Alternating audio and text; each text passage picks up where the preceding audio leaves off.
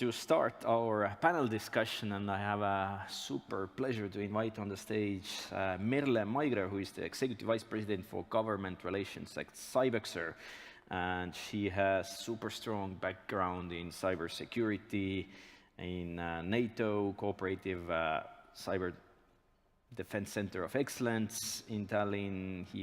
She has been the security policy advisor to Estonian presidents Kersti Kaljulaid and Toomas Hendrik Ilves, so on, served in NATO and so on. So super knowledgeable about everything when it comes to real policy and security.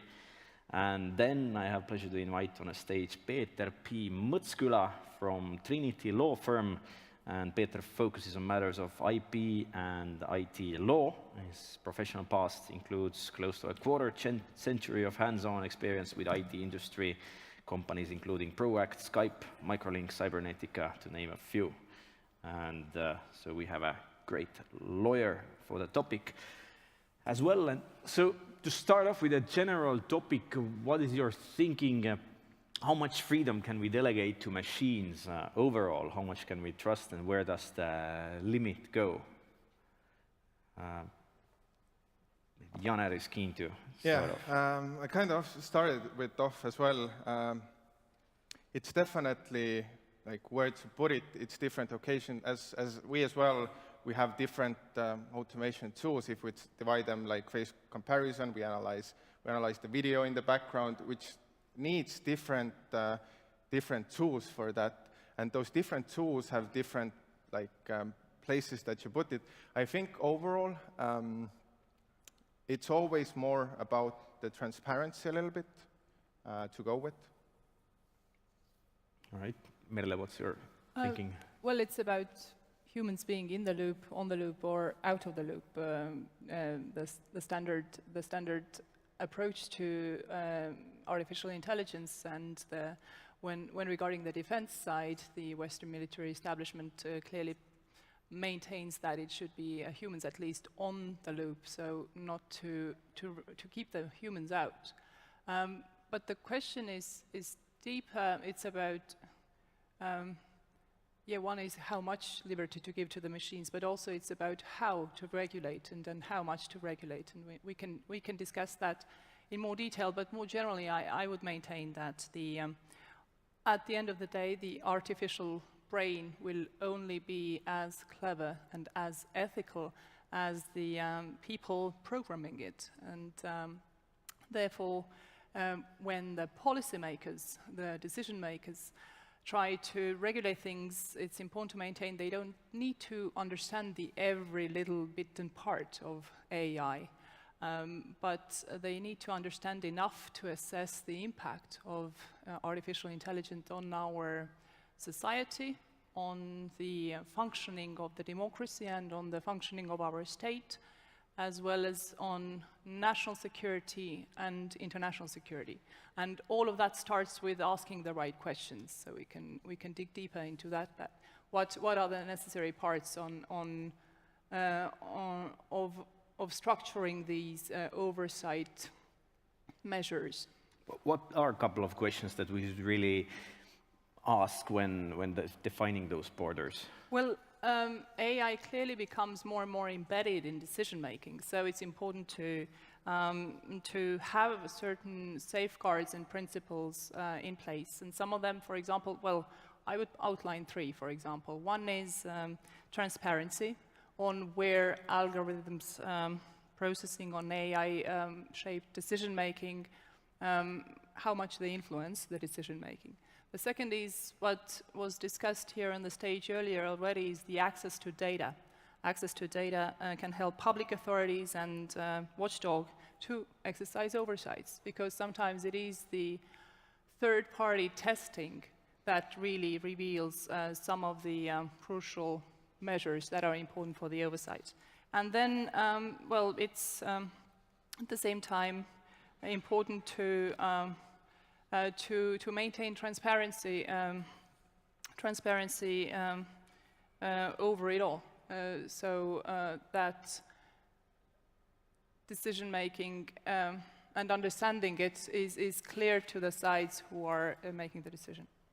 All right, thanks. And Peter, what's your thinking? Well, first of all, the important question is whether we speak of narrow or general AI. As of today, the best we humans have is narrow AI, and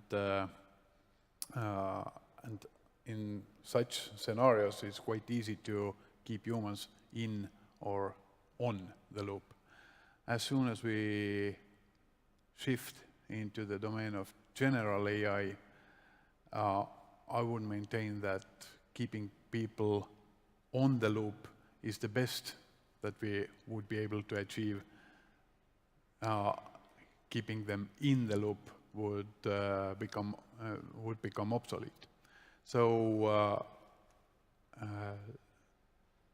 the question of how much we should give is ultimately related to the time frame.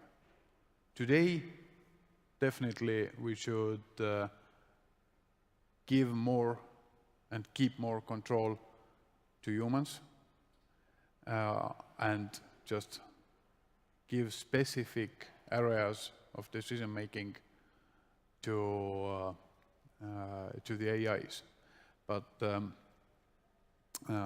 even there, for temporarily, it might make more sense to give a certain decision making entirely to an AI with the possibility of overriding it. The Boeing 737 MAX is a good example. Without these automatic piloting systems, modern aircraft just won't fly, and if these autopilot systems fail, then these planes also do not fly because humans intercept and ground these planes. So this is a hardcore example where we can go if the machine takes too much of control. Let's get back to the Chinese example. If the machine could take some control over there, where do we think the border in that case goes of credit scoring every activity, every step where you go, and then giving you the permit of which kindergarten your children could go, or which school, or which nightclub you get to enter, or restaurant at all. So where do you think the border goes in that sort of governmental case, policing, and what's the future of that? To put it a bit provocatively, what's the big difference between the Chinese identification system and Veriff's identification system? It's always a matter of how we use a tool, not what the tool is. Veriff, can your tool be used for such things? I think the most important thing, in the sense, definitely agree, if we look at it in a broader spectrum, what's the difference between China and Veriff? But I think the small things are the ones that count, in the sense, for example, opt-in, opt-out. As a person, you should have the possibility to actually be forgotten and to actually understand, and the re-decisioning as well. So if we look on the bigger picture, yes, but going into the details, there's a difference. Well, I would throw in, and asking provocative questions, I would ask a variation of it. Ultimately, if we think of China, where the state has the total control of the people, using AI, using technology to give out goodies and decide about lives, is one end. And at the other end, we could say, is Estonia, where there is a lot of the public-private, or the state, I mean, people trust, but a lot of the interaction goes online. So let's ask, what differentiates Estonia, or in a dystopia, like what keeps Estonia turning to China? And I would answer that ultimately, I mean, the technology, very broadly speaking, it is in Estonia also the state provided, a lot of the state provided services and the infrastructure. But it boils down to the health of democracy. it boils down to the fact that, well, people trust the state, but also that there are measures, there is the rule of law, there are the democratic measures reined in that avoid the state to maliciously use its power against the people. And when I gave it a thought the other day, and what I think in Estonia especially is that it's not just that the people are dependent on the state in their everyday online interactions and should be afraid of the state manipulating them. In Estonia we've reached a situation where the state is dependent on the citizens or on the people. I mean, it is the functioning of the state that is dependent on the people's trust and the people using it. Going back on pen and paper, for example, in Estonia is not really a viable solution, and in some measures it's not even possible because we do not have the analog alternatives. So it is this mutual positive dependency that hopefully that is a guarantee in Estonia and an example that you can have a state online, and yet it's for the common good, and it's positive. What could businesses learn from that? We have managed to create such a good trust to our citizens. What should be applied in businesses to create similar level of trust? Are you asking about other countries using the Estonian public-private partnership example, or? Just what could businesses learn from Estonian case? There's such a high level of trust to government. We know that our data, we can see who has access to our data and so on. What are the other practical tips for businesses to take into account when building systems? For instance, Facebook, not much of a trust left over there. Google is now also in their last week's conference, they highlighted that we will give users more control over their data, giving more control, the privacy, Windows privacy search. But then on the other hand, they are starting to sell ads on your Google Maps searches, so they will monetizing the free services like more consciously, and then the other, while with another hand, they give you tools to give you a better feeling around your Well, ultimately, privacy. we can't really compare big businesses to a country. It is in a state, the people regularly vote, and if the politicians and decision makers are responsible and should respond to people's concerns, and if people don't like them, they vote for new people next time. Unlike in a big platform providers like Google, Amazon, Twitter, Facebook, where you do not really have that control, you can choose not to be their user. An additional thing to the previous sort of Estonian example of like what are some of the measures put in, I think it's very important that people own their own data. That's what is different from China. In Estonia, people own their own data, so I, as a user, get to decide who has access to my medical files. So this is an important principle, which is also grained in the legislation, along with the overall digital signing law, whatever, it's ID law, or what law is it? In Estonia, that links my... creates the authentication and again is a guarantee that I am in control of the data linked to me. Tips to big businesses, I think, and regulation. I think there's this, you have to take responsibility when you have. That's what has happened in Estonia.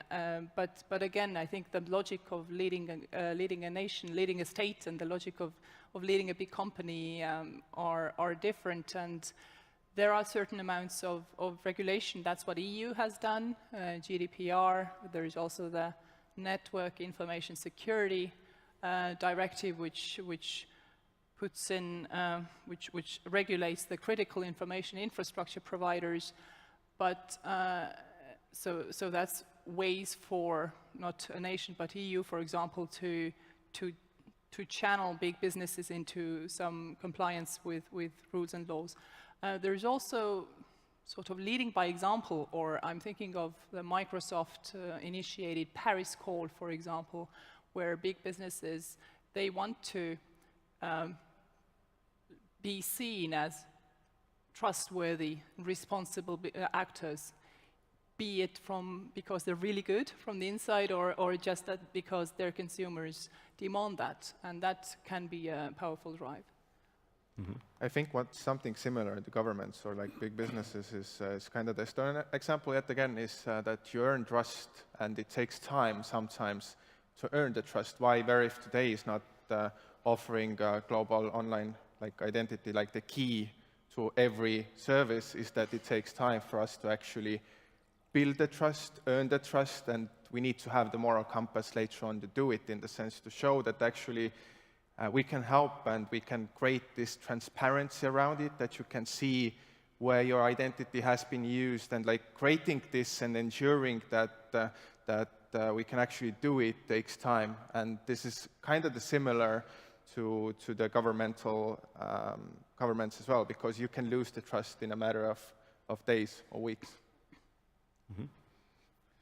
Both my co-panelists have mentioned the moral compass, and this reminded me of two companies. One who had like the official motto, "Don't be evil." This motto has disappeared over time, and the company has been accused of occasionally being evil. Then there was a rather famous company having Estonian roots, revolutionizing communication between people, and being very proud of not having any technologies built in that allow the governments or other more or less authorized third parties to intercept. Then business realities occurred, and such technologies had been introduced. So this is a little bit the same set of questions. We have shifted away into the differences between how to run a country and how to run a business.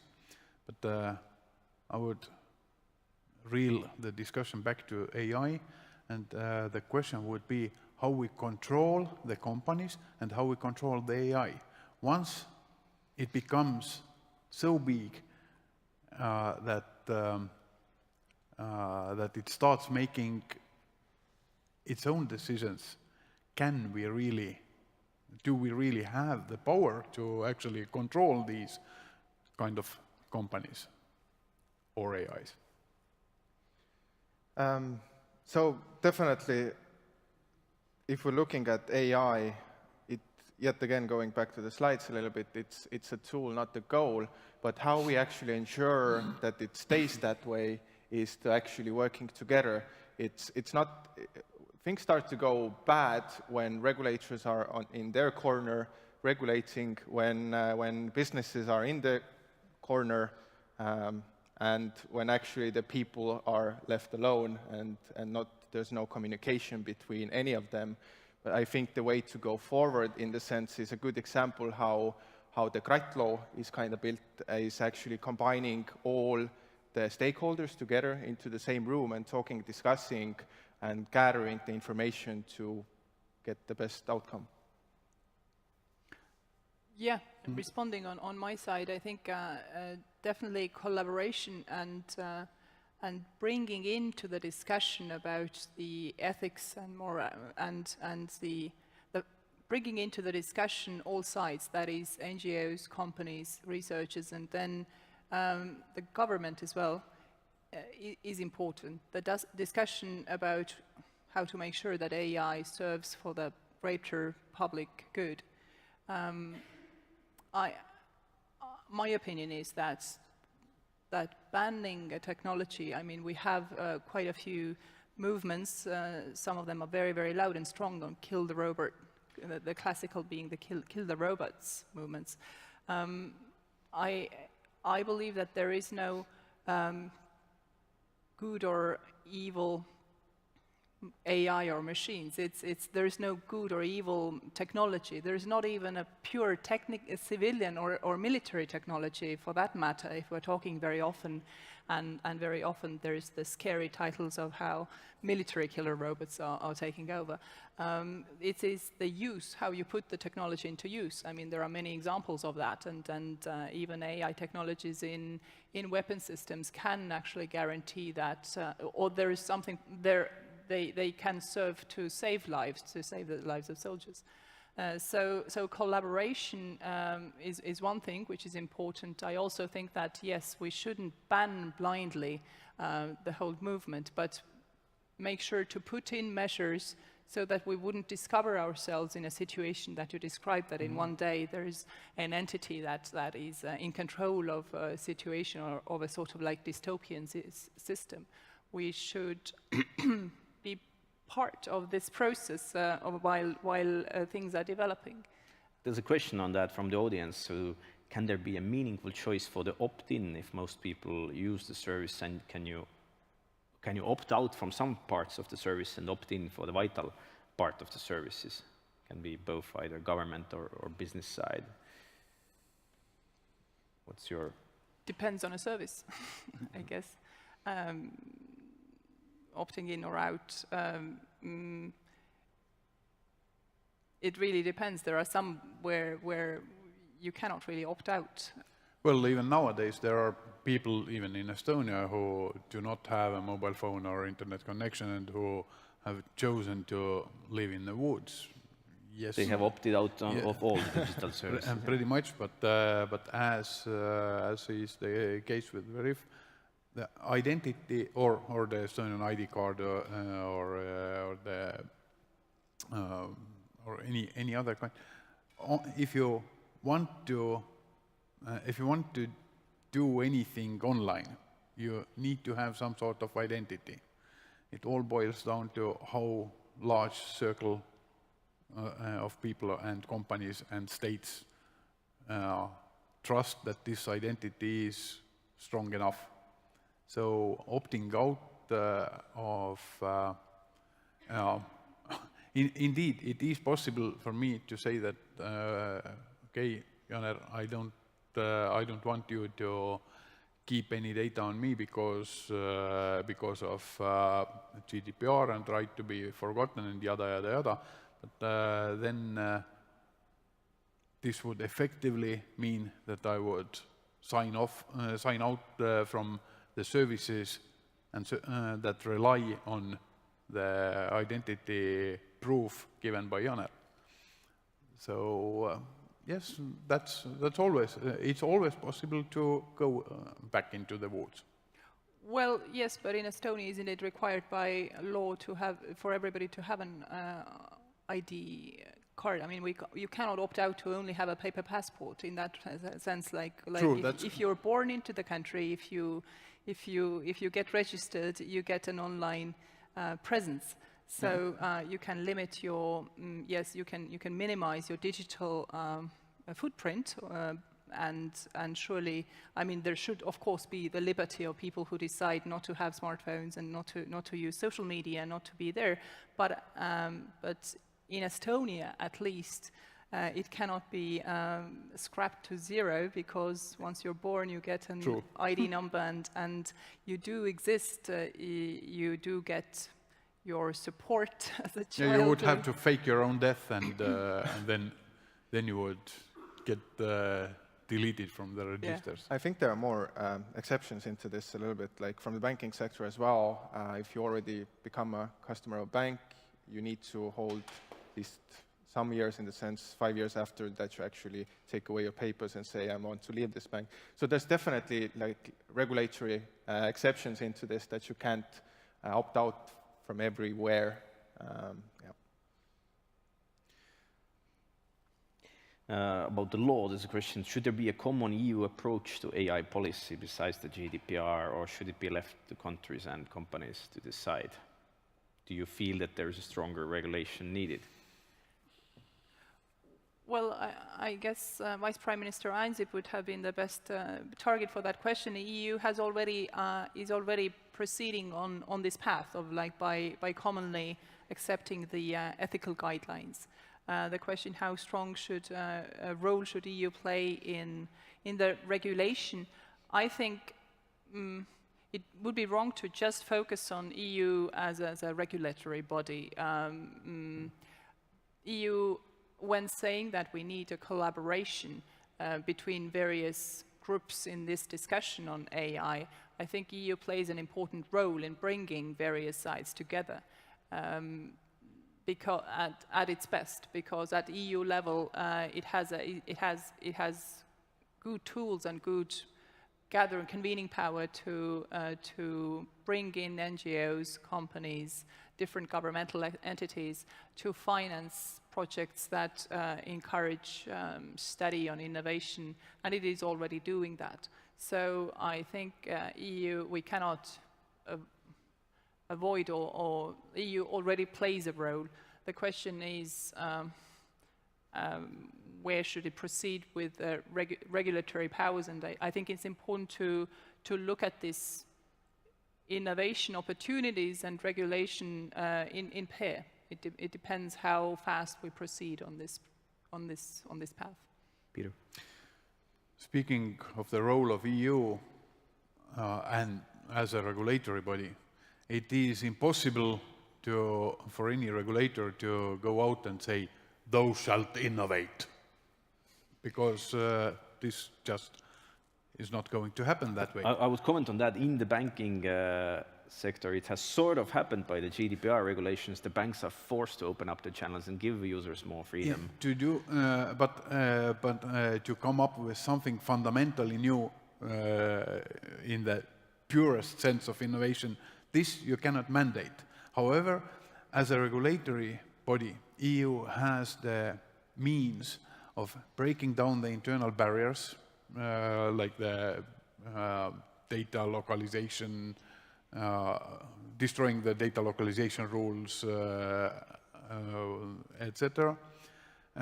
EU has the possibility of bringing together different players and encouraging the cooperation between countries, union-level institutions, and companies. However, the regulation in general, when we speak of more regulation, then usually it boils down to more restrictions.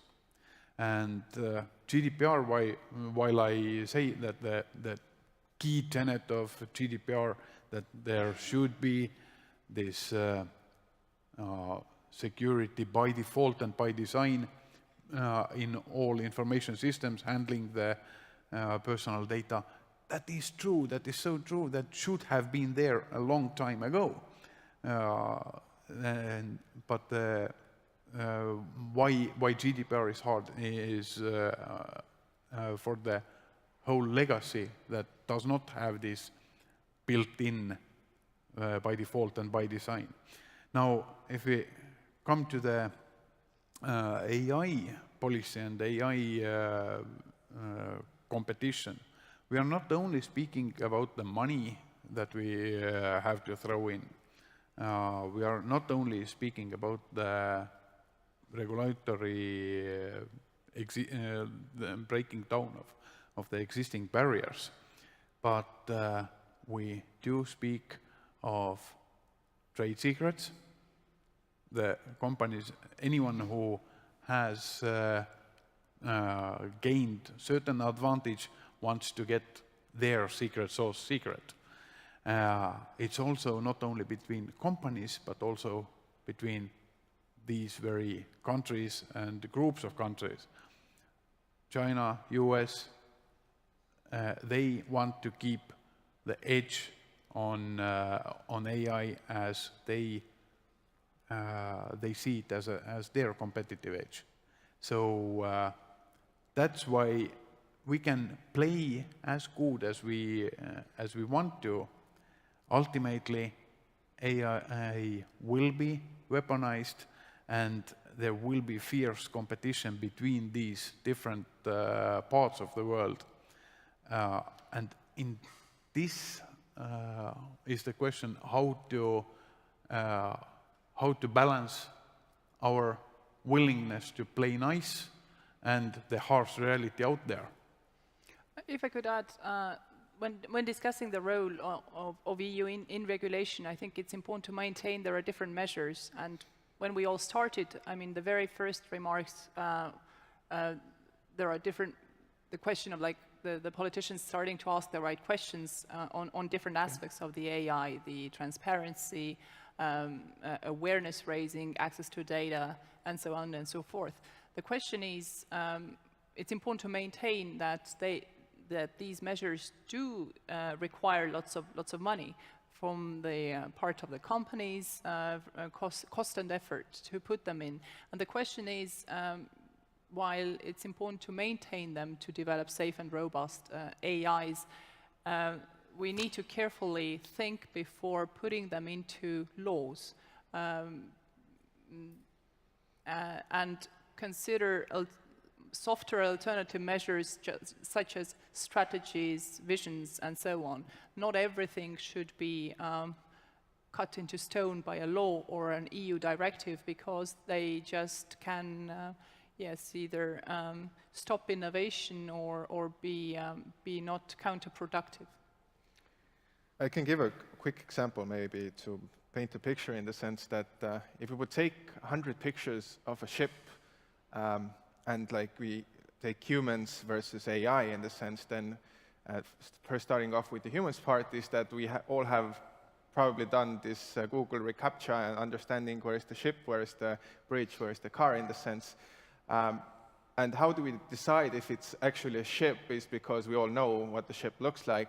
But if we're talking about actually how AI would do it, like let's say 90–95%, they would decide that, hey, there's a sea, it's a ship then. So if we start to regulate something that we actually don't know how to operate, this should actually will gap our development as a union, as a country, as a business. Still going back to the regulation, so to say, enforcing innovation, the Payment Services Directive, which gives users the right to export your bank transaction data and give a real-time access to your bank accounts to a third party. It would be nice, yeah. A fintech gets access to my bank accounts and I can do payment more easily, or Taxify takes, Bolt takes money out of my account without even owning a credit card, and so on. But on the other hand, if the license vendor is a strong player besides you, it could be a Google, Amazon, Facebook, even Chinese ones, if they get the license and user gives permission to them and to banking data and all your payment data in real time, this is pretty big amount of data, and which can go to a wrong hands or a bit out of the control. Whereas user is okay to click OK. I want to use this amazing service. The usability is so good. In Facebook now I can make payments to my friends from Messenger chat and so on. I give the access there. So it's an example of the regulation that forces innovation, but on the other hand, we cannot really stop other big techs to do whatever they like with our data. How do you feel about such opportunities and constraints? Is there something we should take into account when generating new law, and in this particular case as well? Well, I think there are different layers, and the responsibility shouldn't be placed only on the EU for all the regulation. I mean, thinking of first at a personal level, there should be also, well, some awareness about whom do I choose, whom do I share my data with. In my previous position, I would think twice. I would still think twice when using a Yandex taxi, for example. Ultimately, and I should bear some responsibility when I click OK. Of course, it requires some awareness raising, the role of media and the role of overall digital literacy or overall cyber hygiene, but the personal responsibility shouldn't be underestimated. The second level is the national level, and there I'm thinking of the national decisions about the 5G, for example, where security and critical infrastructure decisions are involved. And there again, of course, it helps when different nations incorporate and share information, but ultimately, for currently at least, it boils down to the national level decision makers or how they see decisions being responsibility and decisions being laid up at the national level, and then there's the EU. So it depends on the different levels of of services and data, and it's ultimately the impact of this data sharing that has on our lives. Some are smaller decisions that should be down on the personal level, national security, and others at national level and then EU. The awareness only isn't by like regulations or government, but it's where I see a little bit the businesses going as well is seeing how for example, Amazon has expanded and taking Facebook as an example, maybe one day they will provide online identity verification as well. They basically do it already. They basically bought one of our competitors, yes. But what's our edge into this is actually to bring awareness and actually say, can a company whose sole purpose is to make money on your data be trustworthy in the sense, or should it be an independent company whose sole goal is to verify your identity and actually stand by you? Mm-hmm. And Peter, what's your thinking on giving users too much of liberty, on giving away their data? Giving users too much liberty on giving away their data. If it's my data, then I can give it to whomever I want, and you can't give me liberty to deal with my data. You can only limit it. But even with cookie consents, we don't... This cookie consent... Most of people don't read how much... Please don't get me started. This cookie consent is one of the historical bad ideas by forcing anyone to change their password twice a day results not in better security, but in worse security, because people are not able to keep them, to memorize those passwords, and they end up taping them with Post-its onto their monitors. The same is with this cookie consent, which nobody, even the lawyers, even the GDPR fans, do not bloody read those nonsense notifications. And that's one thing. Speaking of what really would help is educating people, helping people understand how much they actually can do, how much their choices, what are the second order results of their choices. But sometimes, given the widespread consumerism and general laziness of people, I am not too optimistic in this educating the people scenario. But let's take... You have an objection? No. Let's take a chance to educate some people with some personal stories. The latest story I heard from a cybersecurity expert was the example of people as the weakest link is the Fitbit or the other tracking devices. Where do you run? If you run in circles, oh, and let's zoom in, where do you run the circles? It appears that you're in military area. So it's very logically that you are potential target to getting into the data. So we could easily identify the people and where they are at any moment and so on. So we send the signals into the social media essentially,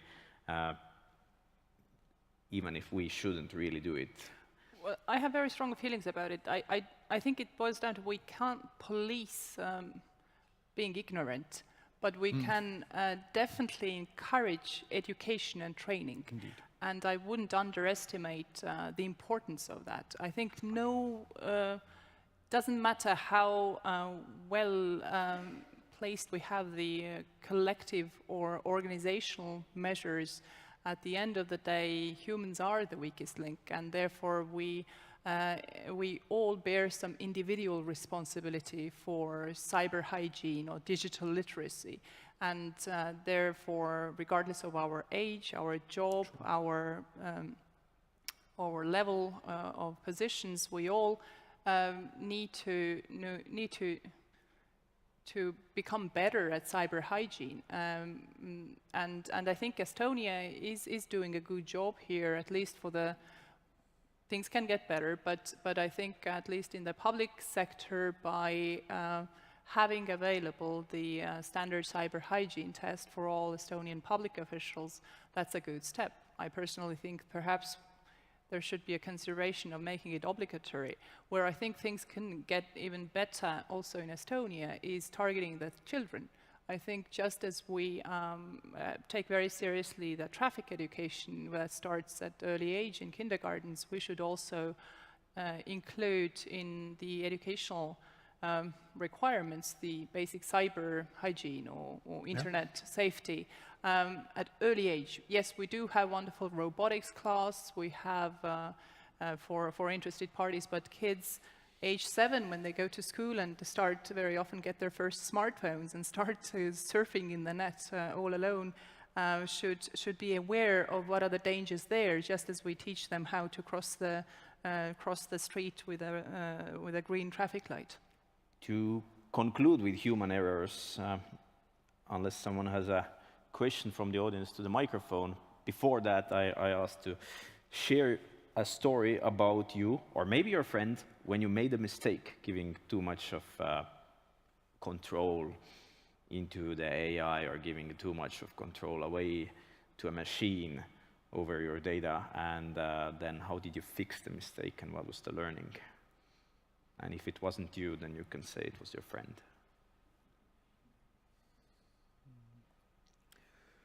I think a friend of mine, putting your identity document on a slide deck actually has a little bit background story that it actually got the tech branch. Luckily, it's now expired document, but still, it's a little bit on the contrary what we're fighting against, to have your identity document on a big slide with your biometrics, etc. Kind of mistake, kind of not. Well, my story is not that much related with AI, but with basic internet safety, and it's two stories actually from Viljandi. One is a sad story back in 2008 when a teenager committed a suicide in Viljandi, and when an Estonian TV show started looking at it, it appeared that he had met a nice-looking Spanish lady on internet that who turned out to not be so nice and not be a lady. So how it is a reminder that no one knows you're a dog on the internet, that this meeting someone online can lead to very, very serious results. That internet criminal had actually had 43 targets in Estonia, and had actually there were and over 700 targets overall. So that's a very serious story of how vulnerable our children are online. Yet again, a few weeks later in Viljandi, there was the same TV show story, how another teenage guy built a flying machine by instructions he had downloaded from the internet. So it's the other side of the coin, that we shouldn't ban, we shouldn't take the smart devices away from our kids, but we should teach them, and it's the basic cyber hygiene where it all starts. And it leads the way all the way up to AI, but it's the basic steps of essential rules to apply when being online.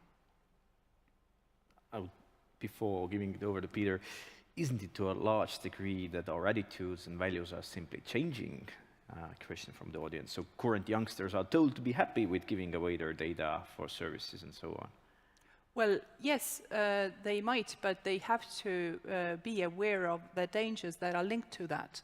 I mean, I'm not saying that they shouldn't take the videos, 10-year-old girls shouldn't take videos at TikTok or Musical.ly, but it's the question of like how that they should be dressed and how much of background information is there about your home when they take these videos, and how many other family members appear, and then where did they post it, and they might be happy, but are their parents, and if there is someone vicious who tries to get to their parents or to their parents' employers through the kids, that's the question. So it's a question of conscious knowing what are the rules and again basic cyber hygiene.